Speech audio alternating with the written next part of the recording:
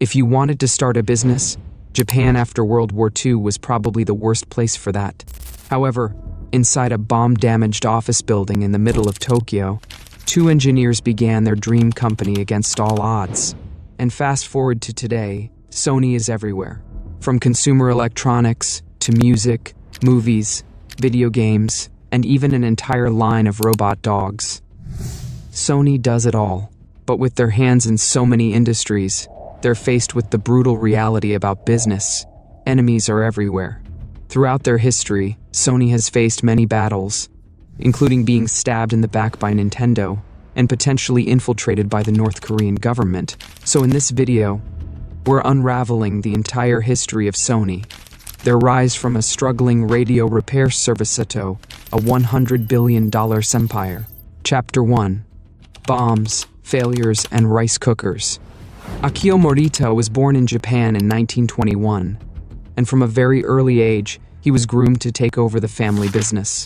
For the past 14 generations, his family had run a brewery that had passed down from father to son. Even from just 10 years old, Akio was attending all the company's board meetings.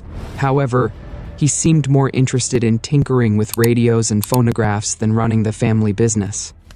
And he begged his father to let him study physics and engineering instead of economics. Surprisingly, his father agreed, and this decision potentially saved his life. After Japan bombed Pearl Harbor, the army drafted millions of military-aged men. But since Akio studied physics, he could design weapons for the army instead of fighting on the front lines. So in 1944, Akio got an engineering job in the Navy.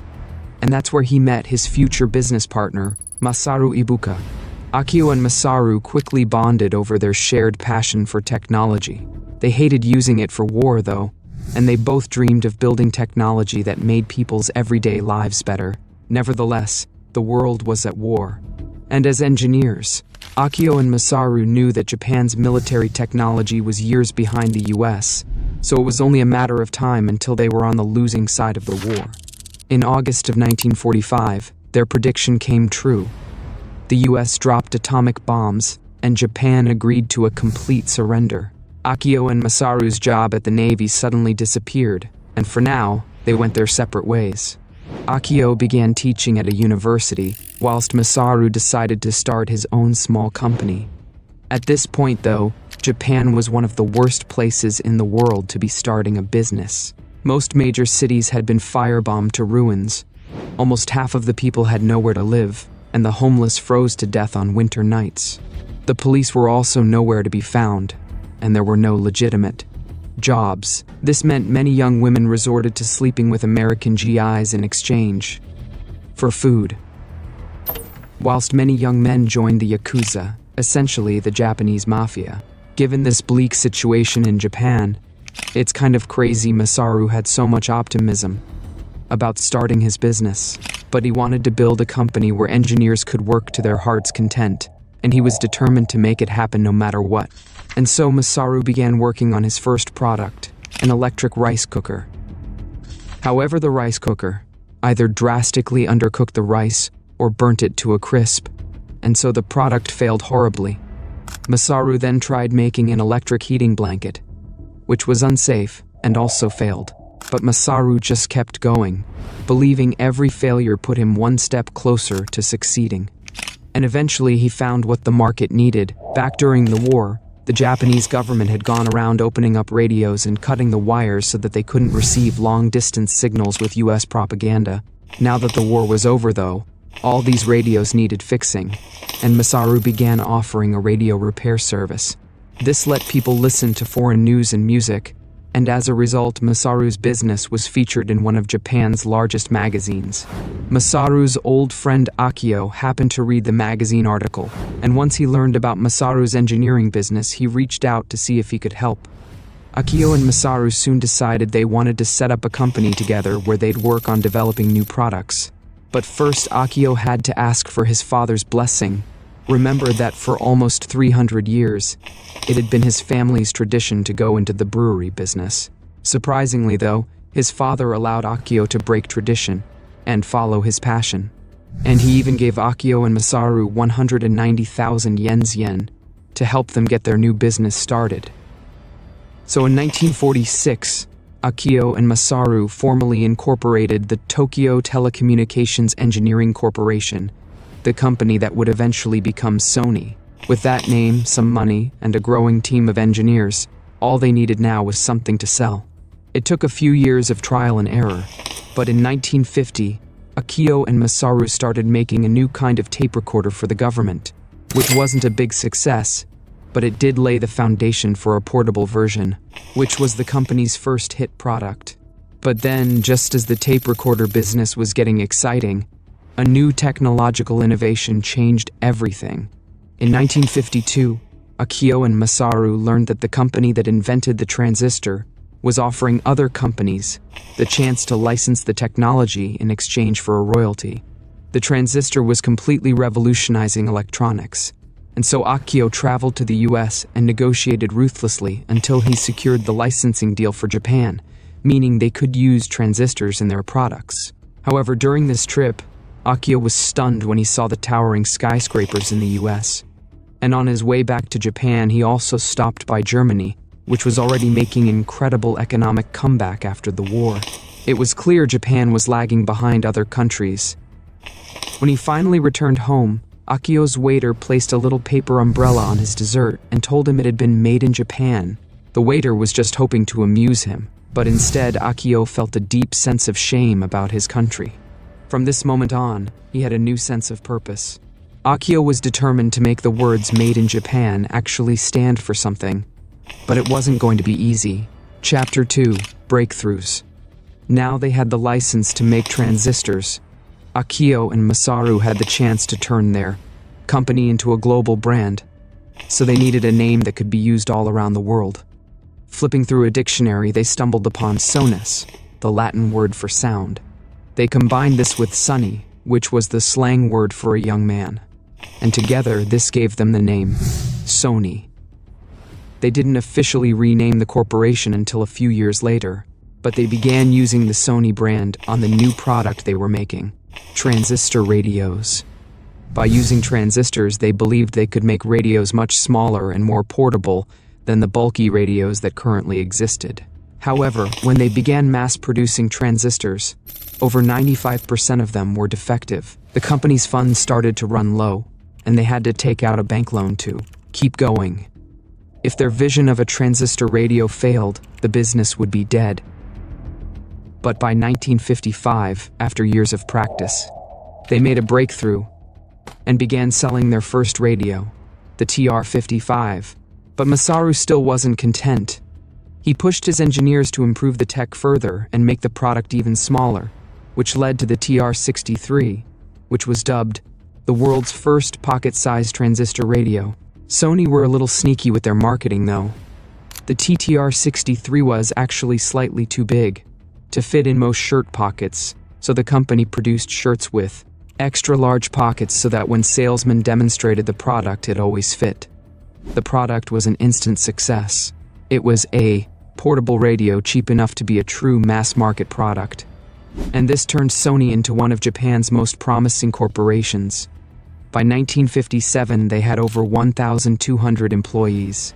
And by 1960, Akio started building a distribution network in the US. Sony then became the first Japanese company to get listed on the American stock market. But whilst Akio's expansion into the US was going great, Masaru was putting all his energy into a new product. You see, color TVs had been around since the mid-1950s, but they were blurry, dim, and expensive, so most people still preferred black and white. Obviously, though, the first company to make color TVs that matched the quality and price of black and white TVs stood to make a fortune. So there was a huge race to fix this problem, and Masaru wanted to win. Starting in 1961, Sony began developing their own color TV, and instead of just improving the existing technology, Masaru decided to engineer it completely from scratch. But almost every single TV they manufactured had weird visual defects, so Sony had to sell them for half as much as they cost to make, just to get rid of them. This started to look like the biggest failure in Sony's history. But as always, Masaru didn't give up. He had his team completely reimagine how color TV worked. Masaru poured his heart and soul into improving the image quality, bringing down costs, and fixing all the issues with mass production. Eventually, they had created a new product called the Trinitron, which had a brighter and sharper image than every other color TV on the market. And because of the superior quality, Sony could charge a higher price. Over the next few decades, Sony became the world's largest TV manufacturer, selling around 280 million Trinitrons. The product even won the company an Emmy Award in 1973 for its contribution to television. And so after the success of Trinitron and Sony's global expansion, Sony was a big name in consumer electronics. They became known for quality, helping to improve the perception of made-in-Japan products, just like Akio had set out to do all those years ago. But he wouldn't be able to enjoy the moment for long. Sony was about to enter a battle that threatened to destroy everything they'd built. Chapter 3. The Format Wars. Nowadays, with streaming services like Netflix, you can watch TV shows whenever you want. But back in the mid-1970s, TV shows aired live at one specific time.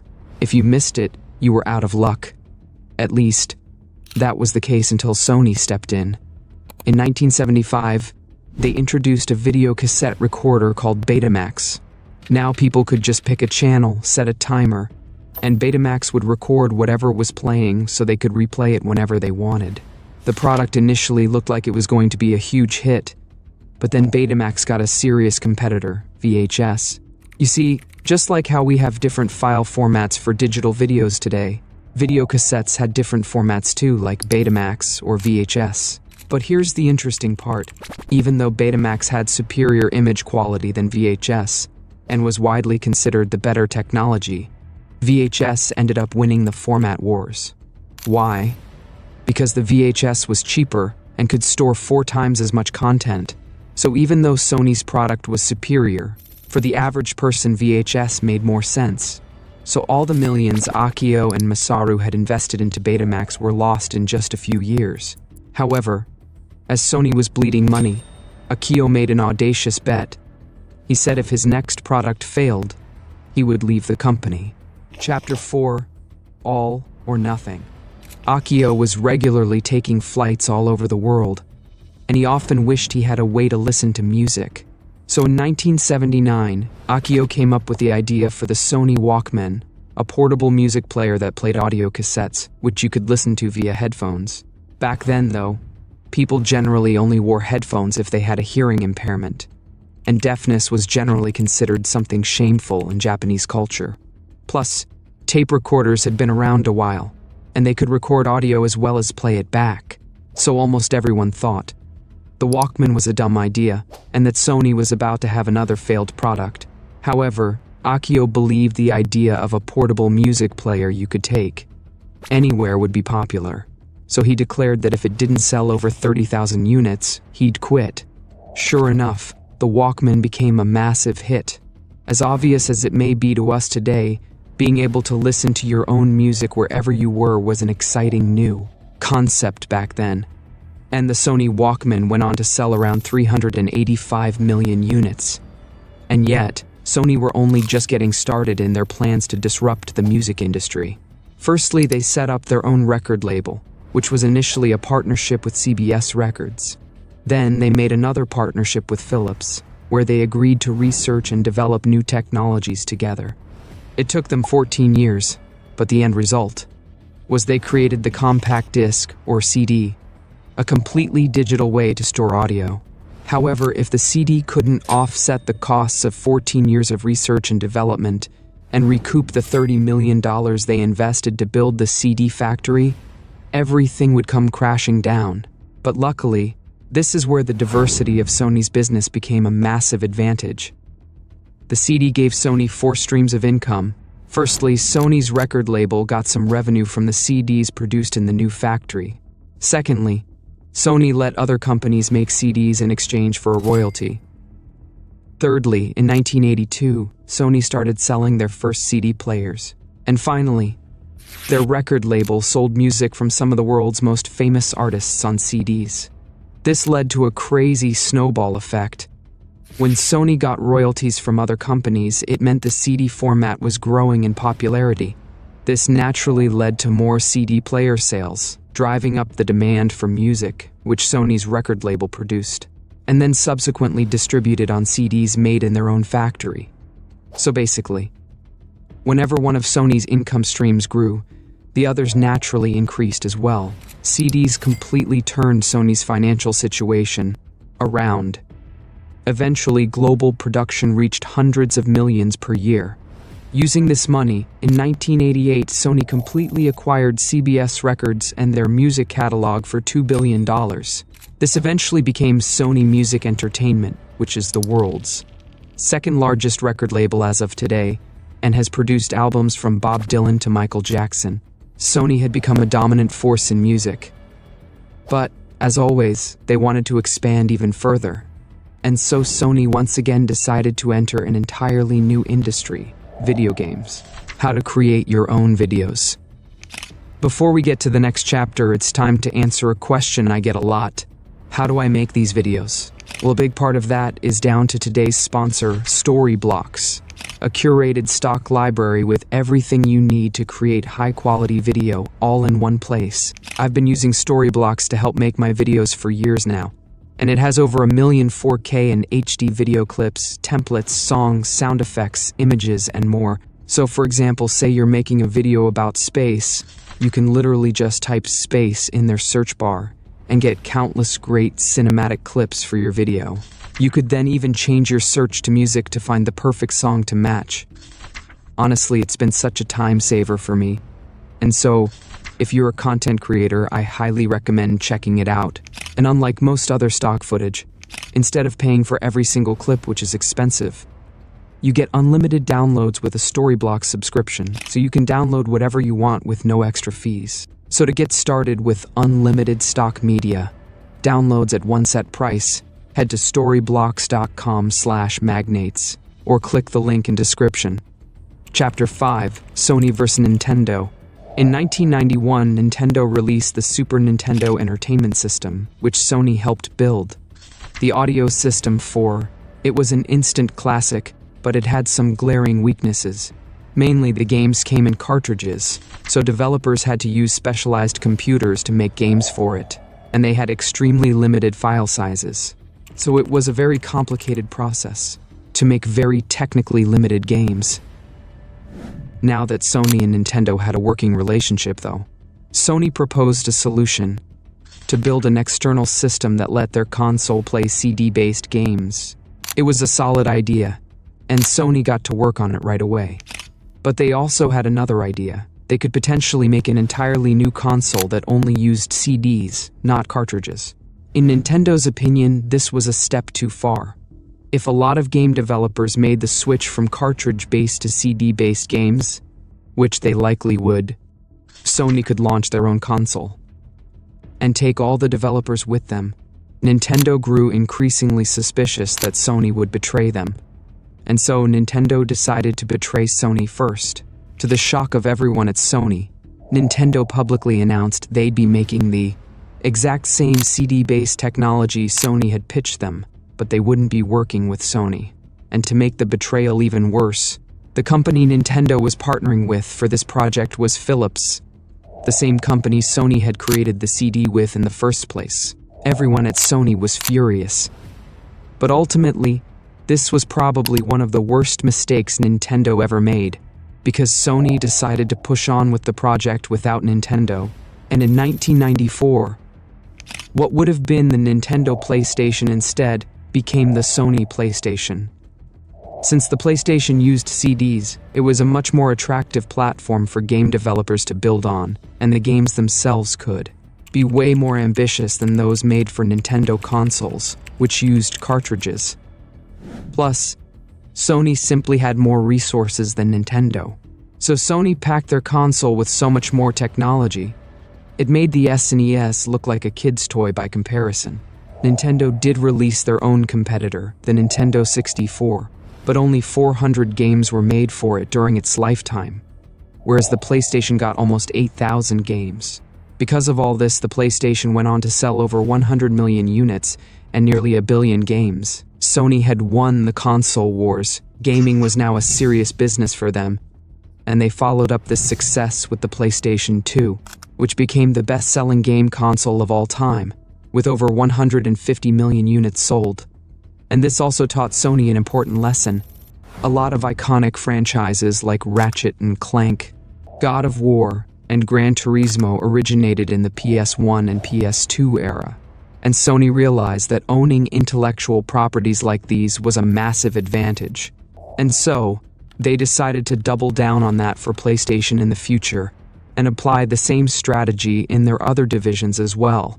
In fact, Sony had their eye on one popular character in particular, and this would result in one of the most profitable bets they ever made, and a whole lot of drama.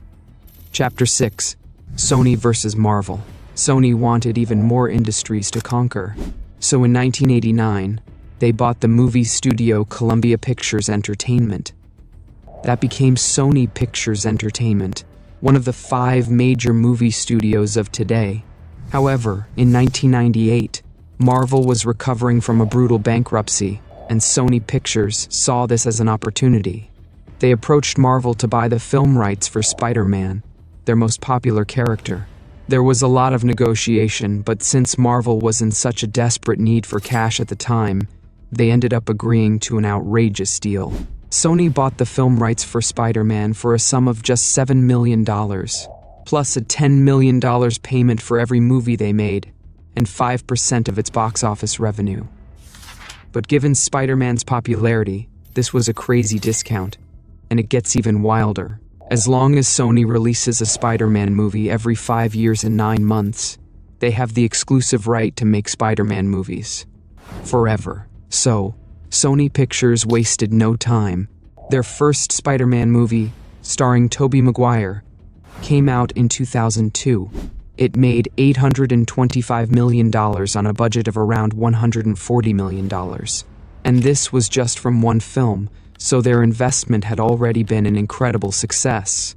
Over the years, Spider-Man has been a nearly $9 billion asset for Sony, so it's crazy to think that they paid just $7 million for his film rights. Having said that, the deal could have been even better for Sony. You see, at the time when they bought Spider-Man, Marvel actually offered them all of their characters for $25 million. But Sony executives said nobody cared about the other Marvel characters, and so that's why they only bought the rights for Spider-Man.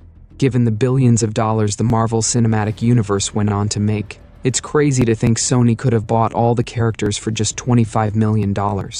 However, the Sony team wouldn't dwell on that for long, as they were about to be involved in one of the largest data breaches in history, free shipping deal. But before we get to the next chapter, if you sell anything online, you're gonna want to know about today's sponsor, ShipStation. ShipStation software makes e-commerce so much easier and saves you both time and money. Firstly, ShipStation integrates everywhere you sell online, including Amazon, Etsy, eBay, Shopify, and lots more. And it lets you manage all your orders in one simple dashboard. Secondly, ShipStation lets you easily automate shipping tasks. They have robust automations and reporting, which makes scaling your business so much easier. And thirdly, when you use ShipStation, you get access to industry-leading shipping rates from USPS, UPS, DHL, and Global Post. And we're talking discounts of up to 89% off the normal price. Over 130,000 companies have grown their e-commerce businesses with ShipStation already. And if you use my link, you can literally get a free trial to test it out risk-free. It's really quick to get started. Sony versus North Korea. In 2014, Sony employees went to their computers to find an ominous message saying they'd been hacked by a group called Guardians of Peace. The message read, "We've obtained all your data, including your secrets." And they weren't bluffing. The hackers stole terabytes of data from Sony, including all the personal info of Sony employees. The hackers then publicly leaked a lot of Sony's sensitive information online. This included confidential emails between Sony executives, some of which were very embarrassing, like one where a Sony exec had called Angelina Jolie a minimally talented, spoiled brat. The hackers also leaked copies of several unreleased Sony movies, They then decimated Sony's infrastructure, wiping lots of their data. The hack was dubbed the most serious cyber attack ever made against US interests. So, who was the group behind all this? Well, shortly before the hack, Sony Pictures was due to release a comedy film called The Interview, which mocked the leader of North Korea. And soon, the FBI and President Obama declared that North Korea was to blame for the hack. We can confirm that North Korea engaged in this attack. However, many prominent cybersecurity experts remain skeptical that this was the work of North Korea, and details of the hack still remain a little hazy to this day. But either way, whilst this hack was brutal for Sony, it certainly hasn't slowed them down. Sony has continued to expand into new industries, including life insurance, banking, biotechnology, robotics, and electric cars. The humble company started by Akio and Masaru in war-torn Japan has exceeded even their wildest expectations. Whilst Sony has had plenty of failures along the way, they've always been willing to take more risks and continue to innovate. They've also listened to feedback. For example, the founders actually hired a huge critic of their products so he could help make their products better. Years later, he ended up becoming Sony's president. Looking back over Sony's many products, movies, music, and games, it's fair to say that the world wouldn't be quite the same place without them. So let me know what you think about Sony in the comments below. Now, if you enjoyed this video, then you definitely don't want to miss the story of Samsung, which is actually Sony's main competitor. And trust me, Samsung is much bigger than you think. Just click the thumbnail on screen to watch that right now, and I'll see you there in a second. Cheers!